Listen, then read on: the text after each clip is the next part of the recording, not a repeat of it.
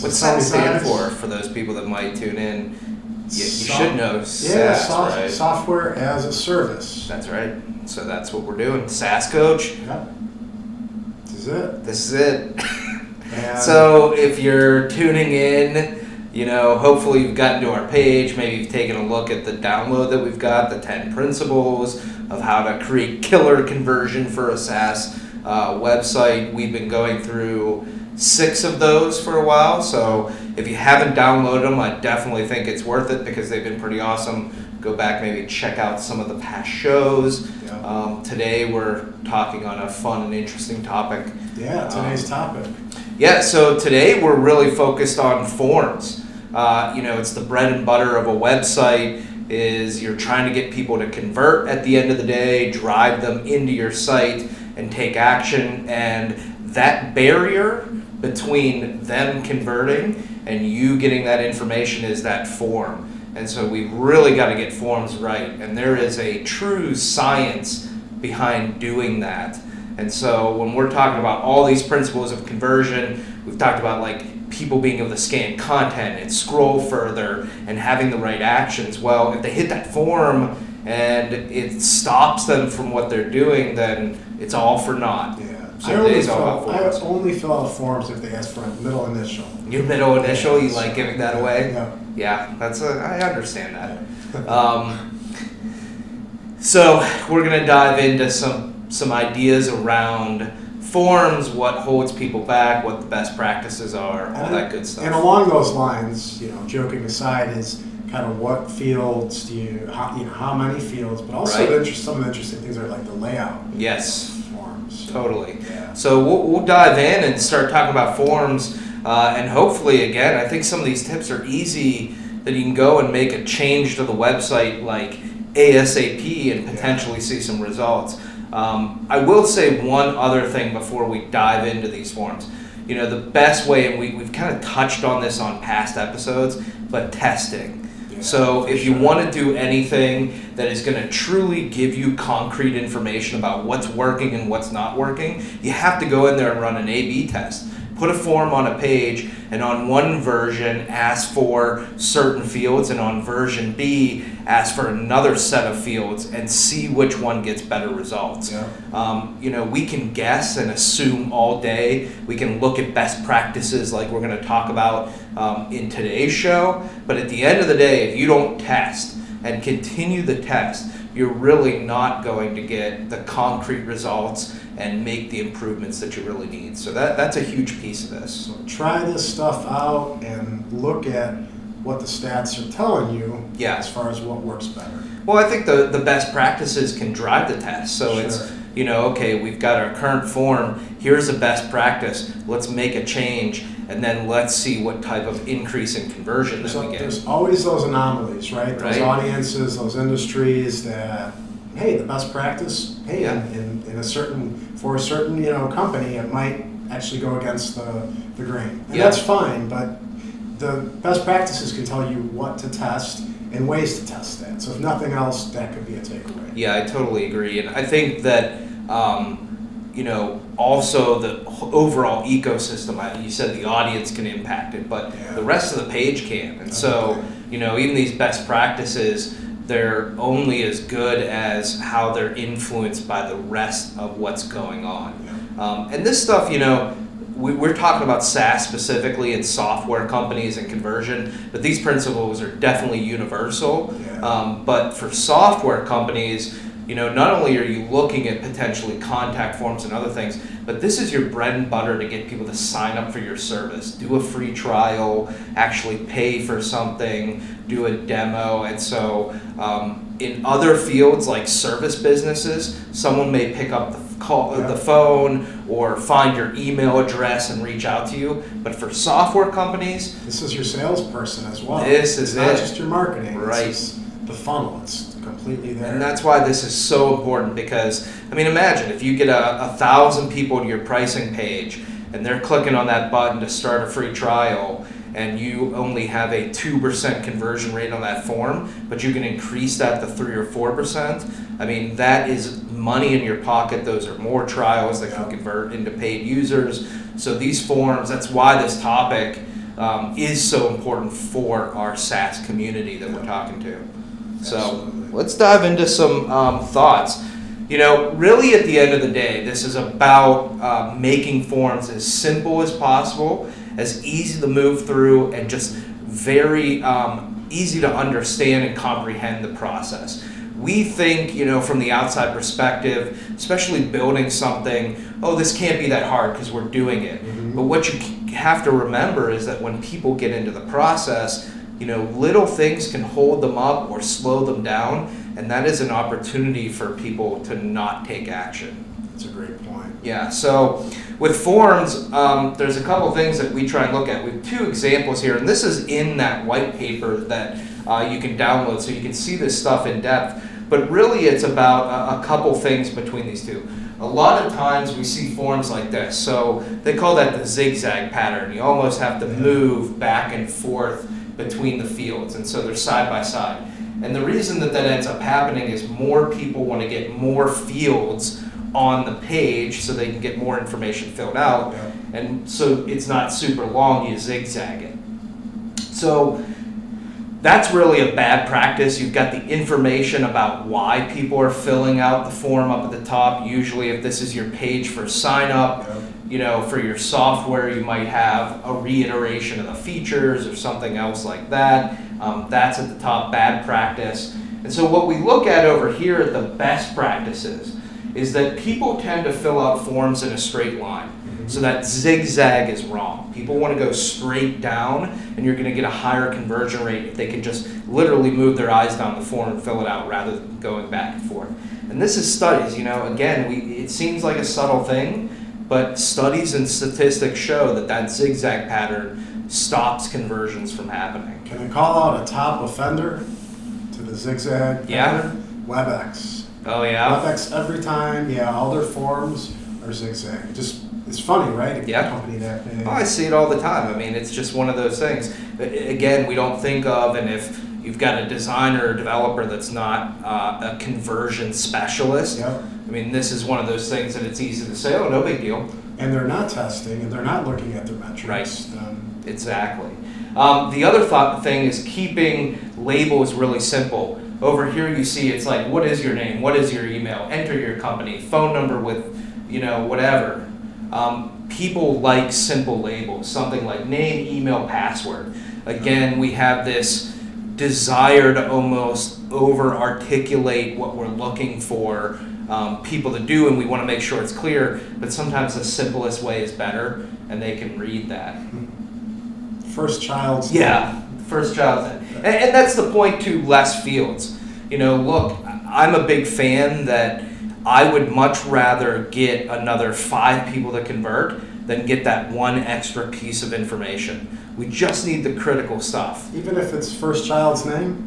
Or my middle initial? Yeah, that's what we really want to make sure that we're getting into our CRM, is these random things. But, for me, it's something like company. A lot of people ask for company. Well, if you're getting an email address, there's a likelihood you're going to get the company name, and there's other things. Or if you're doing a software product and people are signing up, make that a later step in the process when they get into the product. We want to reduce that upfront first step to make it as easy and simple as possible. So cutting out all those extra fields, that middle initial, the first child's name, we've got to cut this down to the critical things that we need to find out. Let me ask you a question. What if you make those fields optional? So you can make the fields optional. The one challenge that I have with that is that it's still intimidating when you visualize the form. I agree. So you get there and you see 20 fields. It still feels like a lot to fill out. Feels like a lot to fill out. And so that's definitely, that's one of those A/B tests. Do one, have your form on one side that has the 3 absolute critical fields, and then do another one that has a couple more of information you'd like to have. Even something like password for signing up for a new software. You'll see some softwares where they're automatically creating a password for you, or it comes at a later step. And so again, that's reducing the friction of someone taking that first step and getting into the software. Some other ones, simplified fields. A great example, you may not be able to see it here, but that's a select box. So those don't work well because you have to click them, and then it opens up and you're given options. You know, that works well if you've got a lot of options, because obviously you can't put those all out on the screen. Sure. But the mistake people will make is something like there's only 3 options to choose and they put it into the select box. Well, that's something that actually does hold people back from completing the form. It makes them have to make new decisions, that they have to click on something and think about, okay, now I've got to make another decision. Versus if you only have 3, 4, maybe 6 options to choose from, you just put them in radio buttons so that it's just, I can see them all out there, I can click and go. And so as little as that, it's just, again, the idea of simplifying forms. Even passwords you see now that people let you show. Well, it's funny, they have the whole thing that if you look at studies, people enter in a password, hit retype password, forget what they did, and it actually slows them down and stops them. And so that's why on these sign-up forms you start to see like the show password, because you, again, want to reduce some of that friction for someone. So simplifying forms is a big one. And then the other one for me, supporting content remains visible. So in this top example, if we're putting up here the information, and again, think about the journey for the user. I go to a pricing page and I see, you know, start my free trial. I go to this page. For me, I really want to make sure that this page reinforces why they're taking this action, because while they're making the decision to pull out this information, I want to put, you know, what are the primary values of the software, what makes it powerful, why am I using it, maybe even some frequently asked questions of like, can I get a refund or whatever it might be. So we really want to have critical information on this page with the form. The problem with putting it up top is that you scroll down to get and see the full form, and while you're doing that process of filling things out, you're not getting that reinforcement in front of you. And so this whole tactic of having a straight down form actually benefits us with being able to design and have this reinforcing information to the right, so that while I'm filling out this information and taking my time, I'm seeing bullet points that say, here's the 5 reasons that you really want to sign up today. Yeah, it's kind of like you're still excited, you know, those elements that are there keep you excited about signing up, because you know that stays in your head, stays top of mind. I'm thinking it's like, you know, buying a car, you go into the financing office, you gotta go to all this paperwork, and it's painful. I'm thinking if I sat in that car and did that, it's worth it, right? I think that's kind of like what, you know, this goes along with that. I mean, that's such a great analogy. I think that is the thought process, is you're putting people through kind of the painful part, is taking this action, having to give away their personal information. So we just want to reinforce the value of the reason that they even made the decision to come here. And I think most companies skip it because they think in their head, okay, someone visited my homepage, they went to this page, they've learned, they've decided, so I don't have to put any of that information here. That's BS at the end of the day. We've got to always be reinforcing and improving, you know, how we drive this conversion. And that's another A/B test, is, you know, what is the text that you put there? Is it 5 value props? Is it answering questions? We can test so many things. That messaging, you never know that you might get something that you put a little bit of text there answering a common question, or you put the highest value proposition that you have about why someone should have the software, and that's what drives more people through. So lots of opportunity. And then just as we go through this, rules of thumb, stuff that we think about. So we're really trying to increase conversions, and some of this stuff we just talked about, but limit the number of fields. I mean, seriously, you can get that information at a later step. You can infer it from other places. So don't think that you have to get that middle name and you have to get son's name and what's your birth sign or whatever it might be, which I'm a Gemini, by the way. So I don't know if that says a lot about me personally. Make labels clear and simple for what people need to fill out. Design forms in a straight line. That zigzag, get rid of that and make it straight down and easy. Placeholders, we didn't talk about this one in the previous section, but studies show that you see the information in the field for what they should fill out, like email. You click in, and now it's gone.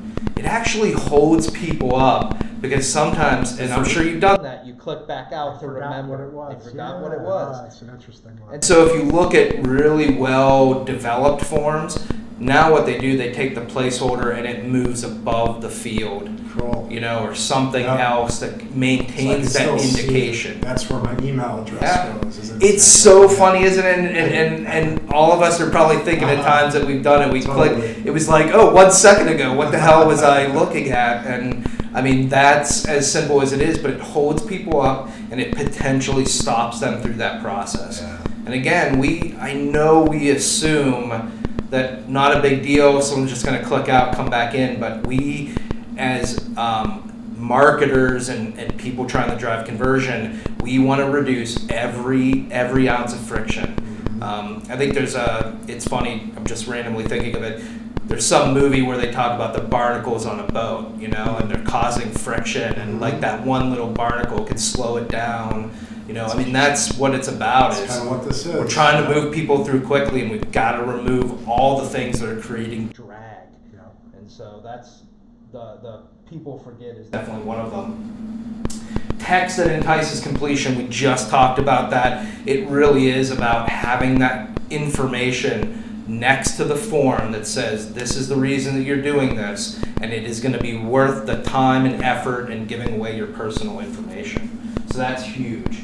Have a clear and bold submission button. So this is it seems like a silly one, but at the end of the form, making sure that the button stands out, that they know where to click, and it's got clear text about what the next step is. Are you signing up? Are you subscribing? Are you starting your free trial?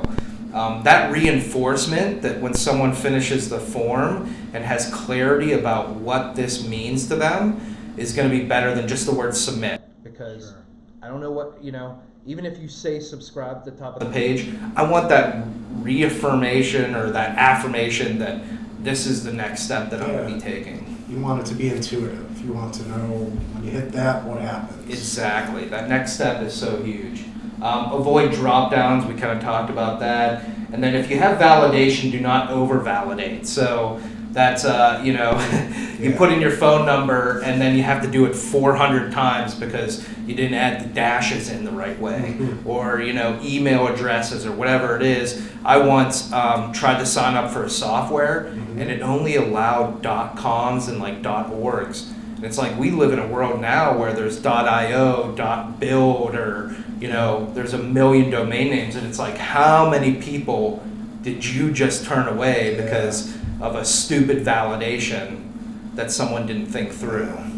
So that could be painful. Very painful, especially in today's world, right? A number of years back, it's a different story. But and so you really have to think about if you're going to have those stopping points to validate, make sure that they're worth it and they're done right and they leave the flexibility. Phone number is a great one for international. Sure. If you're requiring a phone number, but then you have a format that doesn't cover international phone numbers, especially for a software business that can really sell anywhere, that is a huge mistake. And so we've really got to look at that.